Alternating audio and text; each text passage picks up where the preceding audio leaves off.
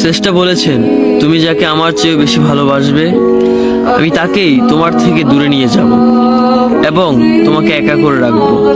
তিনি আরো বলেছেন, কখনো বলবে না তুমি তাকে ছাড়া বাঁচবে না, তবে তাকে ছাড়া আমি তোমাকে বাঁচাবো এবং পিছনের অনুগত সব আবেগ পুড়িয়ে নিয়ে তোমাকে দিব্যি সামনে নিয়ে যাব।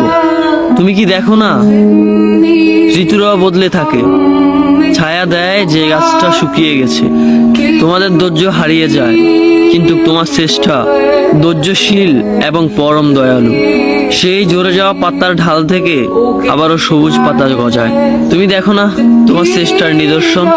যে মানুষটাকে তুমি নিজের অংশ ভাবতে, সেই মানুষটাও একদিন অচেনা হয়ে যায়, তোমার মন ভেঙে যায়। এমনকি তোমার বিশ্বস্ত বন্ধুরাও স্বার্থ পুড়িয়ে যাওয়ার পর বিশ্বাসঘাতকে পরিণত হয়। তুমি কি তা দেখো না? যে মানুষটাকে নিজের জীবনের চেয়েও বেশি ভালোবাসতে, সেই মানুষটাও প্রতারণা করে। তবে তুমি কেন চেষ্টার বিমুখ হয়ে মানুষকে ভরসা করো? অদ্ভুত এই পৃথিবীতে, যখন তুমি ভাবো এটা হবে না কখনোই, কিন্তু কিছুক্ষণ পর সেটাই হয়। সেটাই হবার নয় কি? তুমি বলো আমি পড়বো না, অথচ তুমি পড়ো। তুমি বলো আমি বিরক্ত হব না, অথচ রোজ তুমি বিরক্ত হও। এবং সবচেয়ে বিচিত্র বিষয় হলো, তুমি বলতে থাকো আমি মরে গেছি, অথচ তুমি বাঁচো।